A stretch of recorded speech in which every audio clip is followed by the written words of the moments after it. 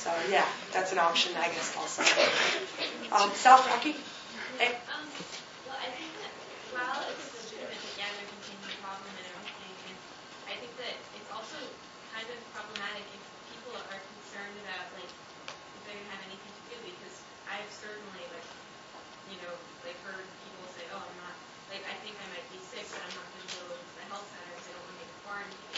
Yeah. And so that isn't really stopping it from spreading. People are, like, afraid to go to the health center because they have this idea that it's solitary confinement or, like a prison cell or something, So I think that it would be in their best interest to also, like, make it seem a little more fun. I mean, well, I've encountered that problem in my hall. Students have come up to me and said, I suspect that I was in the computer lab, and the girl sitting next to me told me that she had the flu, and her professor asked her to go home. I feel uncomfortable in this situation. What do I do? And so it becomes to me one of those situations where it's the same type of thing. If I can't ask you to take a shower if I feel like you smell. In that same vein, I can't police you and encourage you to. This is what I was told by my AD. I can't encourage you, to seek help. And so I'm not sure if there's going to be a better outreach by the health center or by that's the answer that I had received. So as of right now, that's all that I know about it. But if I could do something to protect everyone and all over campus, I'd be handing out masks if that's what everyone wanted. But the fact of the matter is, it's hard sometimes, that fine line between like personal autonomy and like community health. So Jess. So I actually spent an hour talking with Karen Engel about this yesterday. And there will be flyers and information around campus to better articulate what's going on around the flu.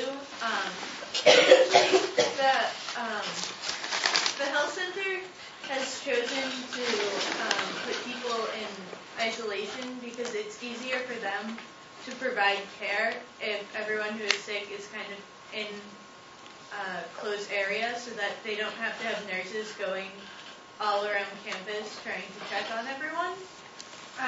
They're doing the best that they can to make sure that everyone who is put into isolation has internet access, and they're trying to do that's not always feasible, but they're doing their best to make sure everyone has internet access, so you're not completely bored out of your mind and you can keep up with your work and whatnot. And so basically they're working on it, and there'll be more information to come soon. So if anyone else has more specific questions, you can come and talk to me after. Thank you. Thanks, Jess. We'll go Secretary. So everyone should have gotten an email today, but if you didn't get it or you haven't opened it yet, the health center is having the clinic swine flu shots on Thursday from 4:30 to 7:30. And they have a list. They're only for high-risk students. So, for example, if you have asthma. High risk is chronic illness or asthma. With only a concern or pregnant. And then there's not all there's certain restrictions, but there will be other swine vaccine clinics coming up. I think the 9th, don't remember this, but the 19th, the 23rd, the 30th, and the 8th, I think, are going to be for the general public, and the swine vaccine is free. Wow. Really? Yes. I know, like, a lot of people are going home for Thanksgiving, too, and, like, I live in North Carolina, we have a lot more vaccine available than here.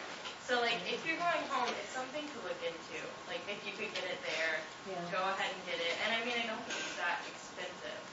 It's like $15 at a pharmacy in North Carolina. Yeah. Also, sometimes like drugstores like CVS and Rite Aid will have like come in for your flu shots. Like a lot of the times they'll do it for free or like very, very subsidized. So look into that also. There will be 2 free clinics before Thanksgiving here at Magnolia. Well, this may just be a specific question, but I also wanted to see if anyone else in the room had heard about any overcrowding, because I had a friend go into isolation last week, and there's like the triple in ham that's used for isolation.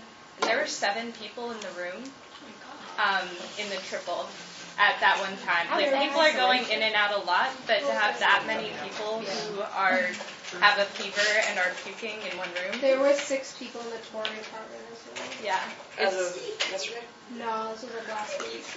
And then, like, also with the diagnostics, I had a friend go into isolation who just had bad allergies.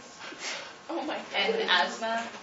Did she get asthma You know, I'll actually send an email to Kim. Yeah, I mean, I'll send an email, but I just wanted to see if, like, No, I mean, that's something that I think that perhaps if the Senate's interested, we don't have much availability in the next 3 weeks, so we can have Ms. Engel come in and do a brief presentation if we would be interested.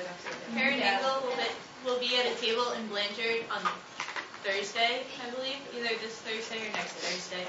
So you can Some other good tips to avoid getting sick are getting sleep and having vitamin C and Washing your hands. hand washing. Don't let anyone sneeze on you. Or lick your eyeball. Yeah, let's not wash your hands. Does anyone have any other announcements? I remember going back to the point about Mary Jo Maydew and Yes. having her come speak. If you wanted to do it this way, I'm on the planning and budget committee. We could all come, maybe we could come and try to report to the students if that's another way. If we can't fit Mary Jo in this semester, maybe that's a way we haven't met yet.